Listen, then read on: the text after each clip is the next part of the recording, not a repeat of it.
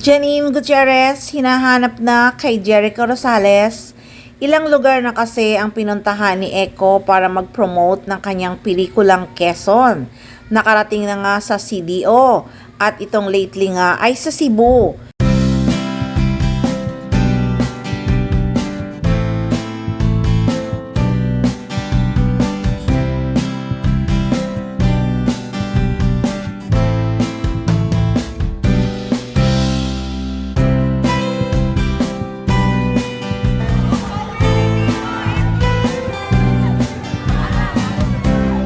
Pero di niya nakasama si Janine. Nako guys, di naman kasama si Janine sa pelikula ni Jericho. Okay lang nung rap party kasamang aktres. Pero sa pagpopromote, hindi na siya kasali. Ibang sitwasyon na talaga yon. Sa kasalukuyan kasi, kanya-kanya sila ng pinagkakaabalahan ni Janine. Laging nasa events ng mga ini-endorse niyang products. Relax si Janine sa kasalukuyan. At yung movie niyang Balaraw, wala namang update kung kailan ipalalabas. Wala nang balita pagkatapos ng rap party. Baka nga pag na-showing na ang Quezon ni Jericho Rosales, ay doon na i-update ni Janine ang Balaraw. Curious na kasi nga ang mga fans sa title pa lang, excited na sila sa story nito.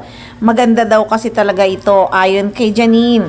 Kahit nga siya hindi na makapag-antay na maipalabas ang updates nito sa social media at i-share sa mga fans ang mga detalye nito. Sabi niya kasi sa post niya, "I'm so excited to share with you soon guys." Pero hanggang ngayon nga, walay pa rin. Title pa lang kasi nakaka-excite na talaga ang Balaraw. At kung ano ang role na gagampanan ni Janine dito sa pelikulang ito. Kaya naman talagang nakaka-excite.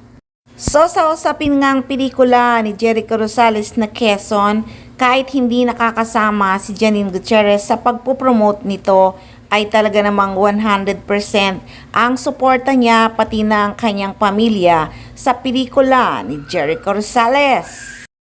Sobrang excited na nga si Janine Gutierrez na mapanood ang rumored boyfriend niyang si Jericho Rosales na gumanap bilang si dating President Manuel L. Quezon. Ayon nga sa actress, "I'm so excited kasi I love historical drama. Saka yung mga period project lalo na pagtungkol sa Pilipinas. So excited ako kasi ang tagal na rin niyang hindi gumawa ng pelikula." Dagdag pa nga ng actress, "And I'm sure everyone is looking forward not only to the Quezon film, kundi kung paano niya nga ito ginampanan."